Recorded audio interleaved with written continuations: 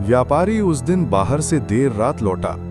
जैसे ही उसने अपनी दुकान का दरवाजा खोला, भीतर का दृश्य देखकर उसके पैरों तले जमीन खिसक गई। पूरा फर्श खून से लाल था और चारों तरफ ग्राहकों की लाशें बिखरी पड़ी थीं। काउंटर पर उसका ही हमशक्ल, वो रक्त पुतला, खड़ा था। उसकी आंखें लाल चमक रही थीं और होठों पर खून की बूंदें टपक रही थीं। पुतले ने व्यापारी को देखा और मुस्कुराया। तुमने मुझे काम नहीं दिया, इसलिए मैंने अपना काम खुद चुन लिया। तुम्हारे ग्राहक ही मेरा भोजन बन गए।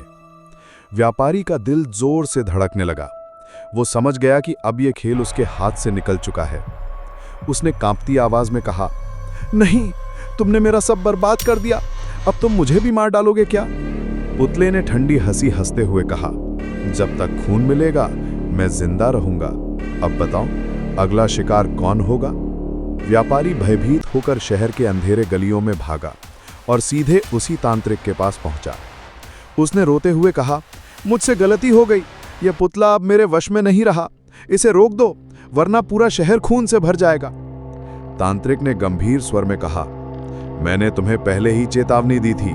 यह पुतला सिर्फ आदेश मानता है, पर यदि उसे आदेश न मिले तो वो अपनी भूख खुद पूरी करता है।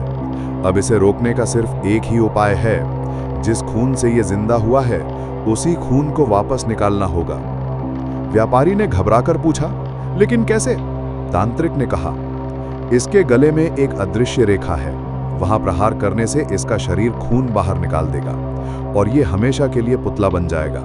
पर सावधान, अगर वार चूक गया तो यह तुम्हें ही पी जाएगा।